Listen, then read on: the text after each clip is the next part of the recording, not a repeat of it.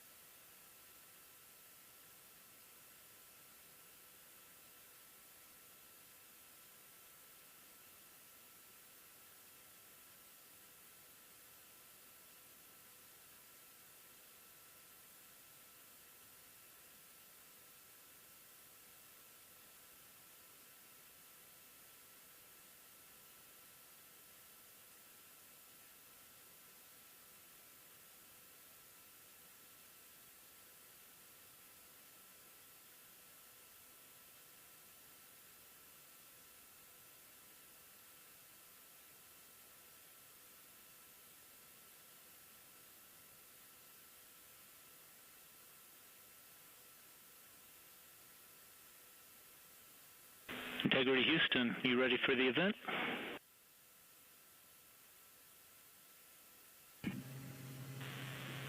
Houston Integrity, we are ready for the event. ABC News, this is Mission Control Houston. Please call Integrity for a voice check. Integrity, this is Gio Benitez at ABC News. How do you hear me? Outstanding. We have you loud and clear. How about us? I hear you loud and clear, and I truly cannot believe it. You are quite literally on the way to the moon right now and still speaking with us. Tell me, how do you feel? What's going through your mind? I mean, this must be so incredible because have you allowed the weight of the moment to really fit in here? Have you allowed that to happen? Well, first and foremost, we all wanted to give a shout out to our families first because we are pretty far from Earth and we have not gotten to say hi to them yet. But there was a moment about an hour ago where Mission Control Houston reoriented our spacecraft as the sun was setting behind the Earth. And I don't know what we all expected to see in that moment, but you could see the entire globe from pole to pole. You could see Africa, Europe, and if you looked really close, you could see the northern lights. It was the most spectacular moment, and it paused all four of us in our tracks. What has been most surprising to you about this so far?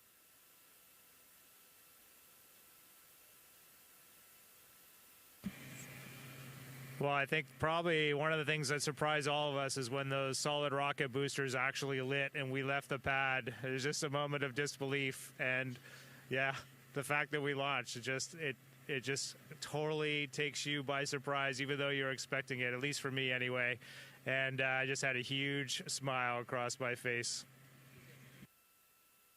Did it feel different? Because I can imagine that's such a powerful rocket that must have felt different for you.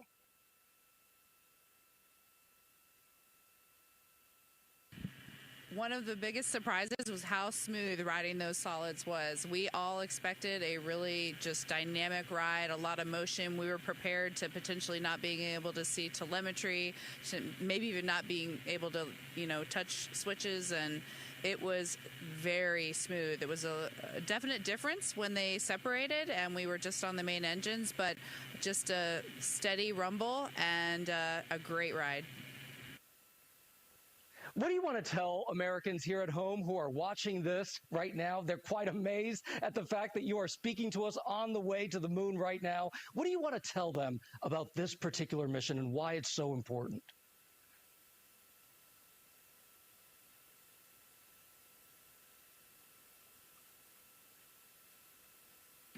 First and foremost, I would just like to say thank you. Your support and trust in us has enabled this, and so many people that have worked for so long to make this possible. But also, we're just getting started. You know, we've worked really hard, and even though we were a little surprised to actually launch yesterday, we have a lot of mission left ahead of us. And so I really want to tell them, stay tuned and keep tabs on what's going on. NASA's doing a great job of communicating all the things to come. I can't even tell you how many cheers were there on the ground. I was there watching you all lift off from the Kennedy Space Center, and everyone was so excited, so happy, and that was just incredible. Jeremy, I know this is your first time in space, and you're surrounded by all of these space vets. What's it been like for you that this is your first mission there?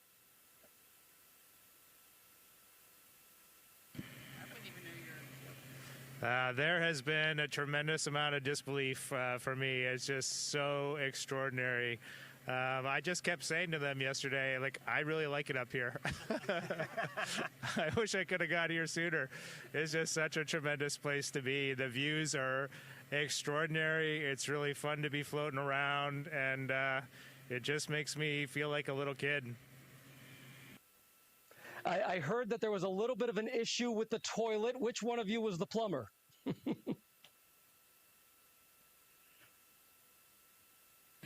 I'll take that one. I'm the space plumber. I'm proud to call myself the space plumber.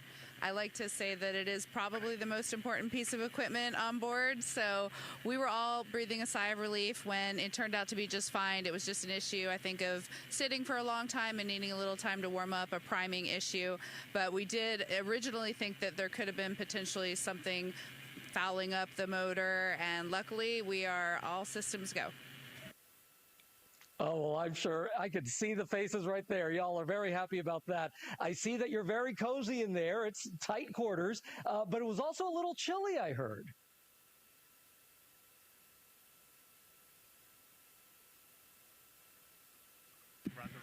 It is quite cold, and yeah, we're wishing we had the lower temperature sleeping bags with us. But right before this PAO event started, I pulled my knit cap off, and I'm ready to put it back on. But Houston's been working with us to change fan speeds and temperature set points, and we've actually been able to warm it up a lot better in the last half a day or so. Our last nap before TLI, we got a lot more comfortable. Well, that's a really interesting question. How is it that you take a nap in there? What does sleeping even look like?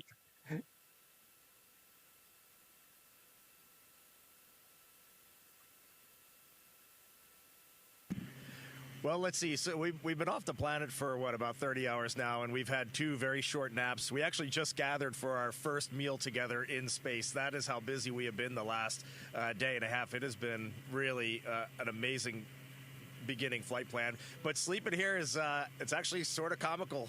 Christina has been sleeping heads down in the middle of the vehicle, kind of like a bat suspended from our docking tunnel. Victor's been up where Jeremy is right now. He's got a nice little nook wedged in there, and then Jeremy has been stretched out on seat 1, and I've been sleeping under the displays just in case anything goes wrong. It's more comfortable than you would think, and it's nice to sleep in weightlessness again. Every time I was dozing off last night, I had that image that I was tripping off a curb and I was waking myself up. So my body's getting reacclimated. It's been a few years since I've been up here. I've heard it's the best sleep up in space. Do you feel the weight of history knowing that you're going to be traveling farther than any other human?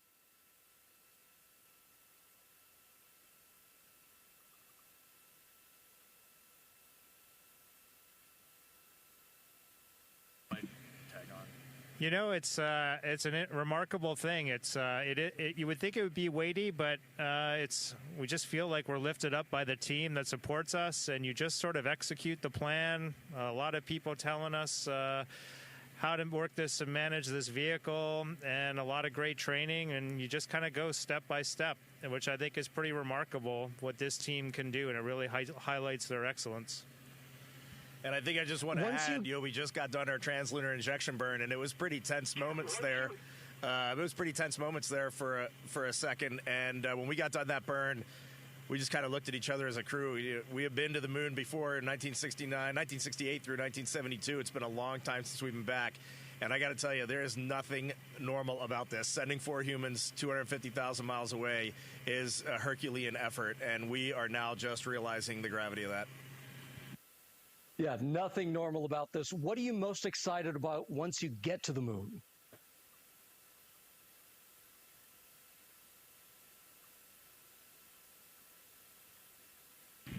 Having just experienced incredible views of planet Earth and seeing the entire planet out the window in one pane, knowing that we're about to have some similar views of the moon in that same way is definitely getting me more excited for it. I knew that that is what we would see, but there's nothing that prepares you for the breathtaking aspect of seeing your home planet both lit up bright as day and also the moon glow on it at night with the beautiful beam of the sunset, and knowing that we're going to get similar views of the moon. I'm really excited for that. And then, of course, heading home. Right now we're in our cruise phase outbound, but we'll be turning our sights back on our home planet shortly. Shorter probably, it's going to fly by, but we're just excited for both of those milestones. As you all know, there is so much division at home right now. What is it that you're feeling, and what message do you want to send to the American people about what you're seeing out that window?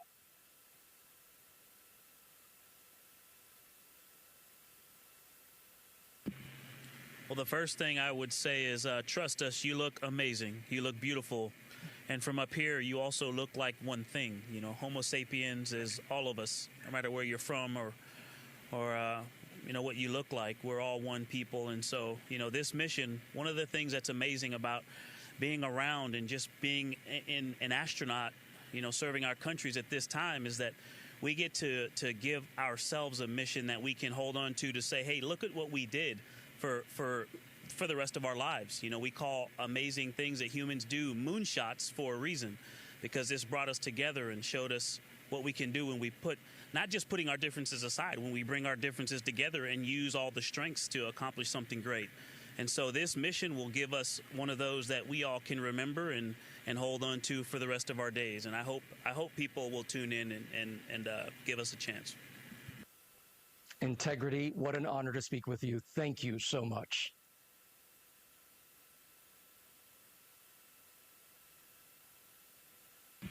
Thank you for being with us. Integrity. This is Houston ACR. That concludes the ABC News portion of the event. Please stand by for a voice check from Fox News.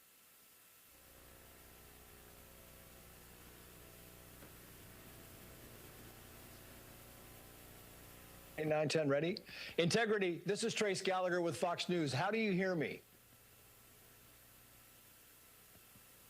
Hey, Trace, we got you loud and clear. How about us? I've got you loud and clear. I want to explain to the audience that there is a 4-second delay, so there'll be some pause between the questions and the answers. Congratulations. How does it feel to be the first humans to leave Earth's orbit in some 54 years? Is there a difference in Earth's orbit and being outside the orbit?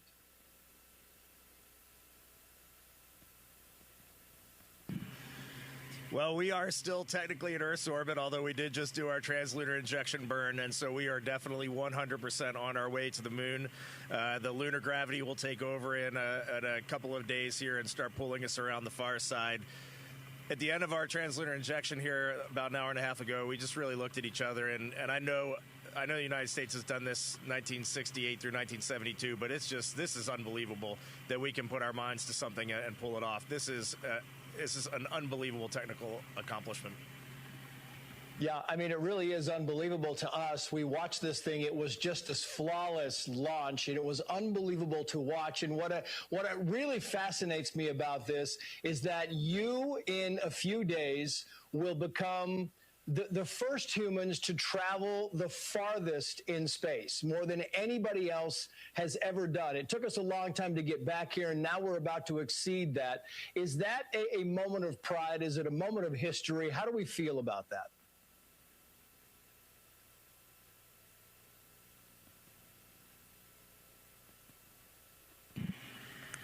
It's great you brought that up. We were aware that we would pass that milestone if we happened to launch on this date. There were other days where we wouldn't have necessarily. So we are not necessarily a crew that lives on superlatives, but it is a milestone that's important. It's important that people can understand and wrap their heads around what is the latest in what we're doing. What does this mean relative to what we've done in the past? What are we going to be pushing for into the future? We think that the journey that we've been on and all of our teams have been on with us is so much more than just one number. But we also hope that that number just keeps being exceeded and exceeded by the future crews. That's why we're here, to build a legacy for the future.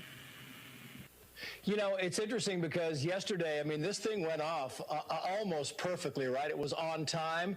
Was that surprising? Because, you know, you look back just in recent history and missions tend to be delayed, sometimes hours, sometimes days. This thing went pretty much according to what everybody was hoping it would do. Was that somewhat surprising when they said we are a go for launch?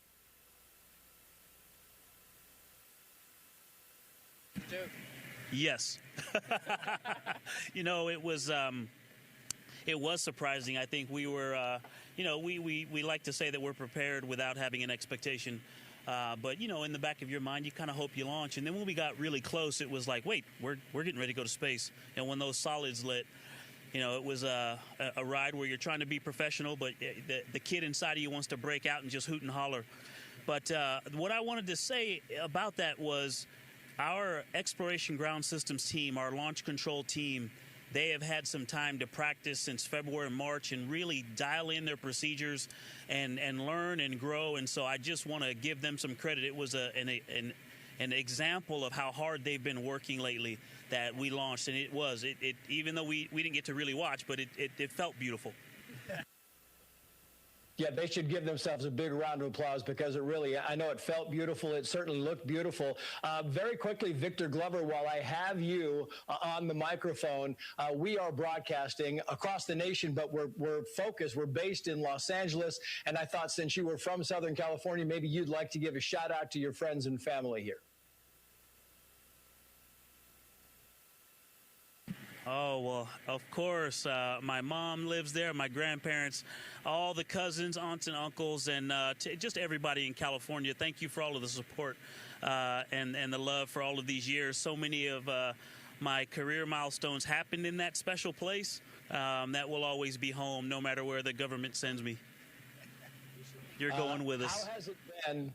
Yeah, how has it been on board now for your first night? I know you haven't gotten much sleep. They keep waking you up. They kind of send out the songs they are doing. And I hear, Christina, that you are somehow sleeping upside down or face down. Maybe you can explain that to us. Sure. Yes, it has been a great couple of days just learning how to live in Orion. And I would love to give a quick shout out to our families before we keep going on with the questions, just because we haven't had a chance to say hi to them. And it's just so great to have had their support building up to the launch. And we miss you guys already. Living in Orion isn't quite the same as being at home with our families, but yes, some of the exciting things are the burns that we do. They kick off with such an acceleration that most things that you see Velcroed around that aren't actually fastened down all fall down to the floor of Orion. But speaking of floors and ceilings, it actually is just all by convention only. There is no difference between up and down, and so yes, I've been sleeping with my feet there and my head down here, and it's very comfortable. I think I'll probably stay there the whole mission unless someone kicks me out. So we're finding out how to make this space capsule a home. Maybe we can hand it to Jerry Hansen here. And Jamie, you can also say hello, give a shout out to your family. And I'm wondering, while you do that, if you'd like to tell us if there have been any glitches, any problems. I know we heard there was some kind of an issue with the onboard toilet, but beyond that, are we good so far?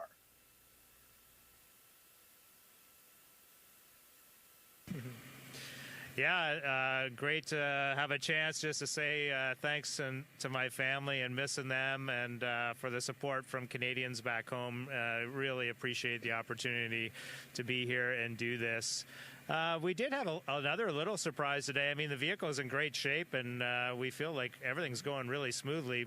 But on our way to the translunar injection burn inside of 20 minutes, we did get a warning message that, emergency message for cabin leak suspected, which grabs your attention because this is right when you're coming through some of the higher density orbits and you might run into something.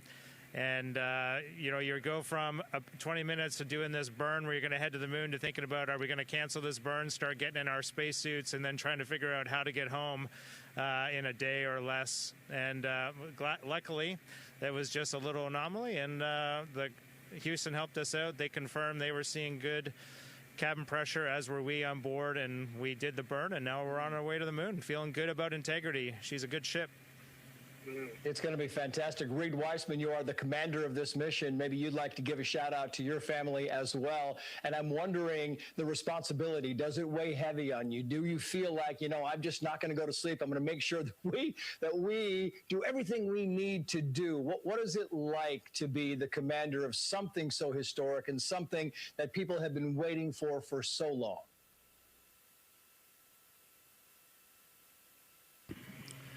Well, to answer that, I'm learning from my crewmates here. I'm flying in space with two of the most skilled astronauts that we have, most accomplished astronauts. And Jeremy, on his first day in orbit yesterday, was just getting the job done 100%. So my job here is pretty easy. Definitely sometimes you get a little bit nervous. There's a couple things that caught our attention so far, but it's going great. And my job is very easy. I am definitely getting pulled along by my crewmates. And then you gave me the opportunity. I'm taking it. Say hi to my family, my parent, my dad back in Maryland, and my brother probably heading home to Washington, and then everybody back in Houston. My daughters, my girlfriend, everybody's doing great back there. Thank you. I guess really, lastly, what we really need to know is, are you happy so far with the food? Are you happy so far with the wake-up songs and the music? Any kind of request that we can make on your behalf while we get a chance to talk to Mission Control a little bit later? We get a chance to talk to Mission Control a little bit later. We just had our first meal together. That's how busy it's been. And this morning, our lead public affairs, Courtney Beasley, we heard her voice come on the radio first, and she introduced the songs and some amazing messages from the teams across this international program that have put this vehicle together. And we all agreed we would wake up slow and get into the day easy and quiet. And this morning, we all got up cheering and rocking and getting everything ready to go. It was the perfect way to start our day. Yeah, well, you are making history. Reed Weissman, Christina Koch, Jeremy Hansen, Victor Glover. Congratulations to all of you. America, the world is with you. We are watching every moment of this journey, and we will cheer you when you get back and along the way. Thank you for joining us. Best of luck to you, and safe travels.